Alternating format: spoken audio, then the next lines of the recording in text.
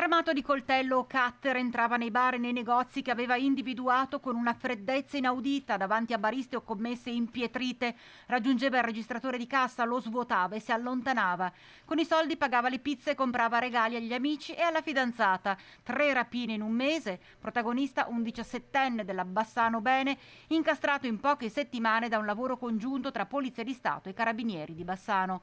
Il minore è stato immortalato dalle telecamere della videosorveglianza che hanno permesso agli inquirenti di identificarlo.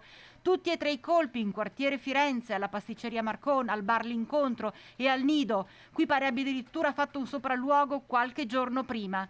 Le forze dell'ordine hanno seguito 2 strade. I carabinieri si sono concentrati sulle immagini della videosorveglianza che li ha portati, vagliando fotogramma per fotogramma, a notare un'evidente anomalia nella camminata del rapinatore. Siamo riusciti a notare un elemento, un particolare di questa persona che lo ha reso identificabile anche rivolgendoci alle persone sul territorio e ai negozianti che avevano subito la rapina. Parallelamente alla polizia è giunta segnalazione da una residente che aveva subito un furto in abitazione e aveva riconosciuto il ladro. Gli agenti del commissariato hanno così perquisito l'abitazione del giovane trovando prove schiaccianti. Siamo andati a casa di questo ragazzo dove troviamo dei gioielli, un coltello e nient'altro, solo che gli operatori di polizia sono stati molto bravi perché con un rapido sguardo vedono appoggiato su una sedia degli indumenti che ricordavano quelli del rapinatore. Hanno allargato la perquisizione a casa della fidanzata, risultata totalmente estranea ai fatti,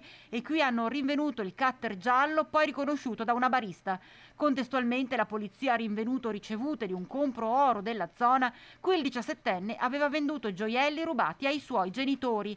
E anche qui si apre una seconda fase di indagini che riguarda chi gestisce l'attività, visto il divieto di acquistare preziosi da minorenni. C'è di più, perché il 17enne in un caso aveva mandato un amico a vendere un anello prezioso della madre che era stato valutato pochissimo rispetto al suo valore reale. Il minore ora si trova in una comunità, si è giustificato dicendo che lo faceva per noia ed emulazione.